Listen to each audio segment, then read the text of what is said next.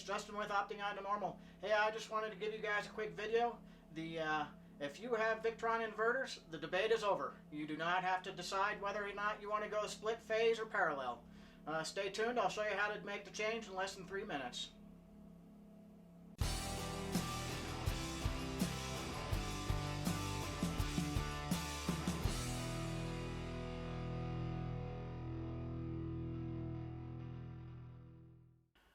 So the items that you're going to need in order to program your Victrons or configure your Victrons. First, you're going to have to go to the Victron website and download their configuration software. It is one software package that gives you all the different applications that you're going to need in order to program your Victron inverters. There's a couple different ones that you'll need depending on how you're going to set it up, whether split phase or parallel. You can run these applications on an Apple computer if that's what you need to do. You're also going to need an Ethernet cable. When I got my inverters, I got two in the package. You will also need the Victron. It is now the MK3 to USB adapter. Now, there's two places that you can connect your Ethernet cable in order to configure your inverters. One is on the inverters themselves. The other is if you have a color control, you can connect the Ethernet cable straight to the back of that and do it. You will need to manually turn on and off the inverters, so you may find it a little easier to do it from down next to the inverters. Just keep in mind that when you plug in an Ethernet cable into the inverters, the recommendation is that if it's just for programming the inverters or to configure the inverters, cut the little lock tab. That little lock tab. You'll want to cut that off of the end that is going into the inverter. Otherwise, once that lock tab goes into the inverter and locks the cable in place, it is a bear to get it out.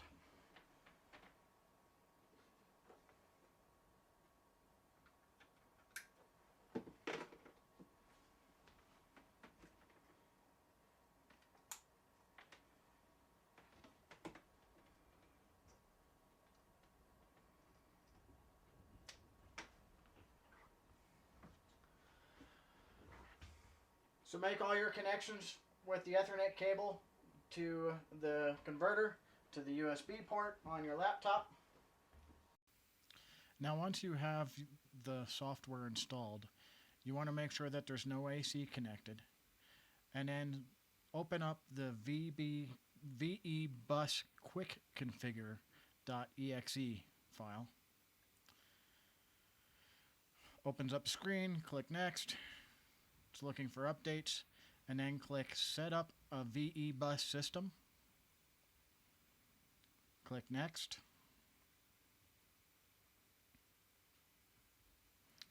Now this screen, you want to select two multis for parallel.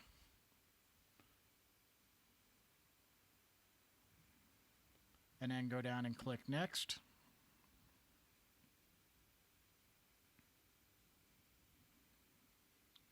Now, if you're curious how things need to be wired together, you can click on the picture. You can see the top picture shows everything's daisy chained. And then, of course, the interface cables must be at least the UTP Cat5 type cables.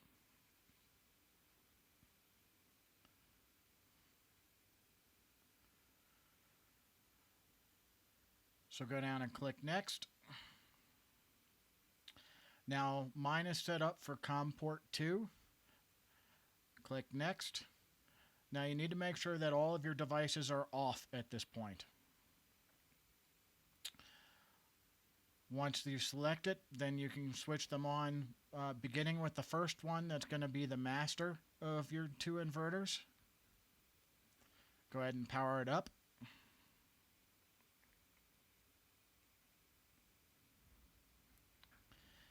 It'll recognize that the master is there, and then it'll start flashing the yellow and the green on the LEDs. Once you see that, power up the second inverter. your master will go to a solid color, and your slave will start flashing the yellow and the green, or the two greens. Select yes, and that is how you configure the master and the slave. Now, to go in and set up the individual inverters, right click, go into V configure. It'll automatically go into the inverter. It'll connect.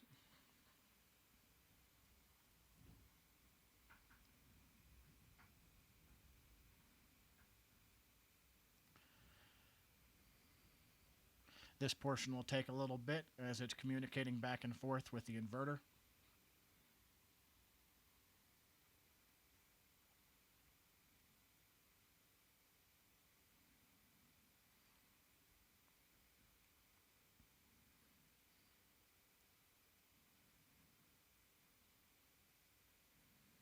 Okay, so it's going to open up to the General tab. The General tab just has some basic information. You look on the left, it shows you what kind of output you're getting from your inverter now. Again, you want to do it without AC hooked up, but it will start to invert. You make sure that you're selected at 60 Hertz. Your AC input current limit, you can go ahead and leave that as it is as long as it's overruled by the remote. The dynamic current limiter allows the inverters to slowly apply the load to the generator, so it makes it a little easier on your generator. On the grid, what you want to pay attention to on this is you have your AC voltages down at the bottom for disconnects, either low or high. Those are the voltages that the unit will shut down, and then UPS. The voltages will shut down the inverter if your shore power is outside of those ranges. Now the inverter screen, the inverter output should be 120. DC input low shutdown. If your battery voltage gets below 10.5, it'll shut down. It'll restart at 12.5, and the low pre-alarm is 13 volts. Those were settings I got from Battleborn. If you are not using Battleborn batteries, that'll change. The power assist function is what that represents, and do not adjust the assist current boost factor, or you could potentially damage the inverter. The enable AES is if you wanted the inverter to go into a hibernation. Obviously, you want to enable your charger. Select lithium batteries if that's what you have. Again, these settings are settings that I had received from Battleborn. So these are specific to the Battleborn batteries.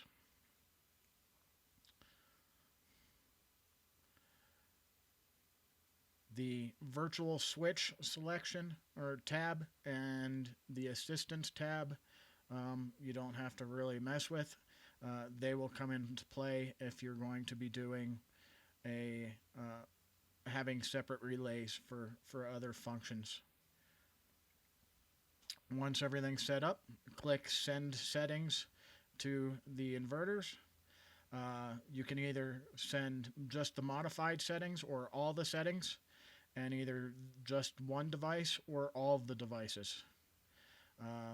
We're going to send all of the settings to all the devices.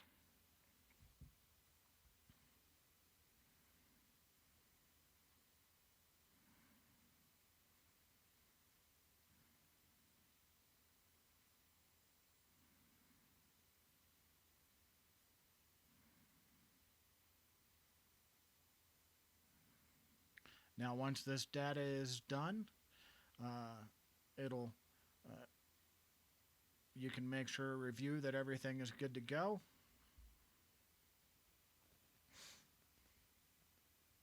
Still showing your outputs.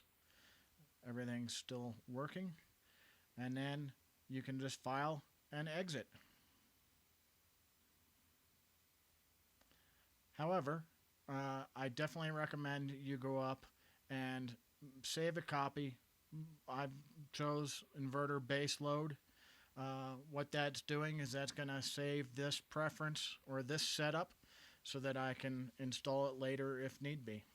And then you can exit.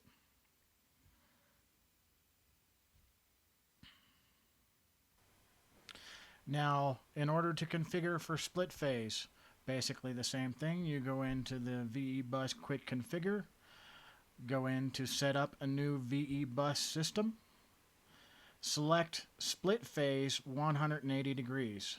Click next. Again, same connections, need the same Cat5 cable.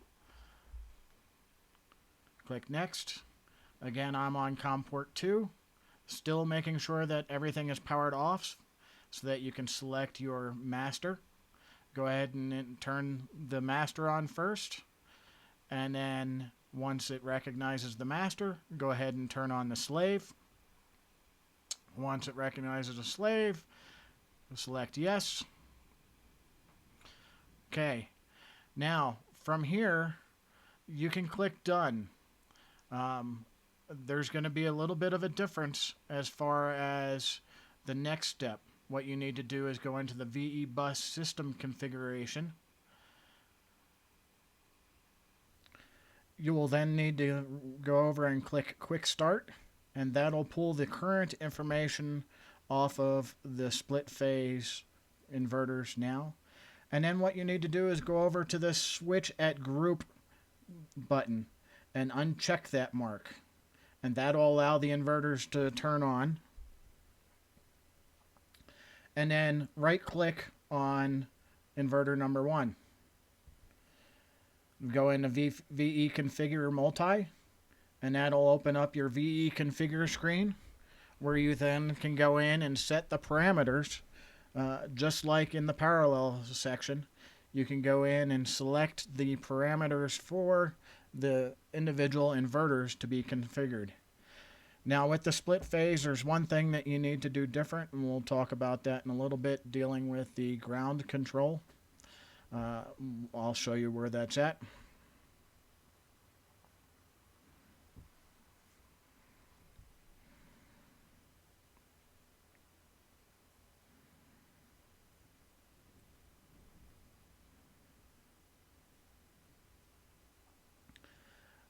Again, it'll display your data on what kind of output you're getting. Make sure you're at 60 hertz. You can go ahead and set it at 50 amps for your input current. Make sure the dynamic current limiter is still selected. All the other settings should be exactly the same as the parallel setup.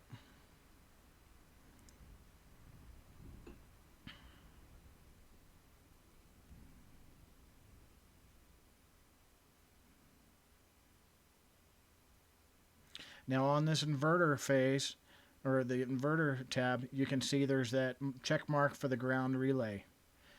Go ahead and send this information to all the devices.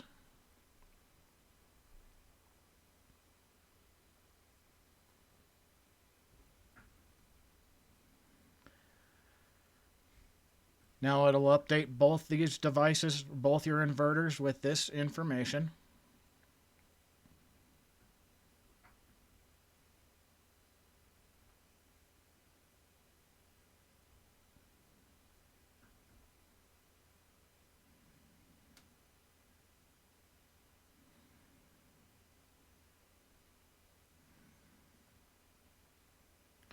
Okay, once everything's updated, what you'll need to do is go up, exit out of this window, go up to File, and Exit. Or you can go ahead and save these settings for this one. Again, same savings. So exit from this one. Go down to L2, right click on that inverter, VE configure multi.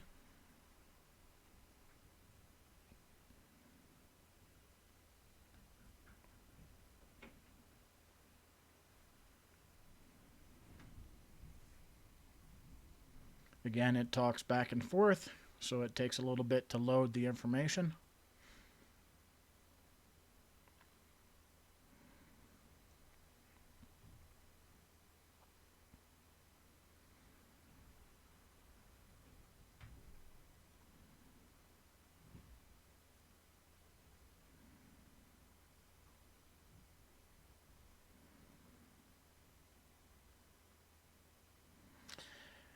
Now, since this is the slave inverter, you want to go to the inverter tab and then uncheck the ground relay.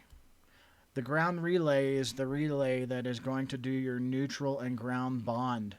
Since these are working together in split phase, as long as you have the master setting that ground to neutral bond, you're good to go. So all you're going to do is send this to the one device, and then you can go ahead and file an exit. And your inverters are now set up in split phase. Now, once you get either one of these configurations or both these configurations done, what I highly recommend you do is you go into the VE bus system configuration, pull down the settings that are on the inverters now. Once you get those identities, go up to the file and hit save. As you can see in the window, I have a couple. I have parallel split phase and split phase floating saved already. And what that'll allow you to do is that'll allow you to go into each one of those settings, and will allow you to automatically select one of those to then send to the inverters.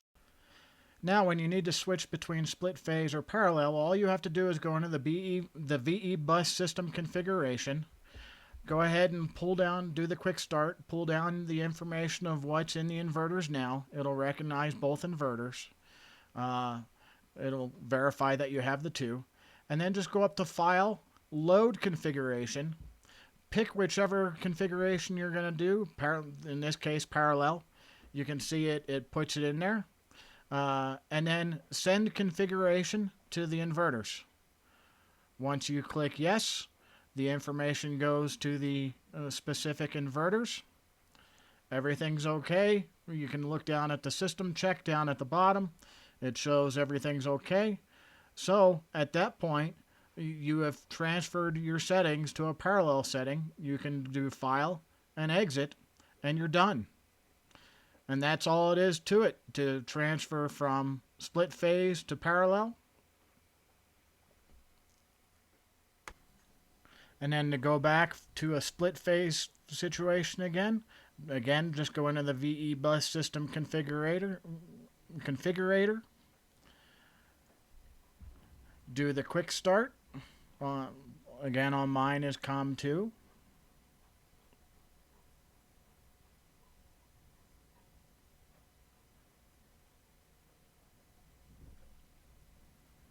Go up to File, open up or Load Configuration.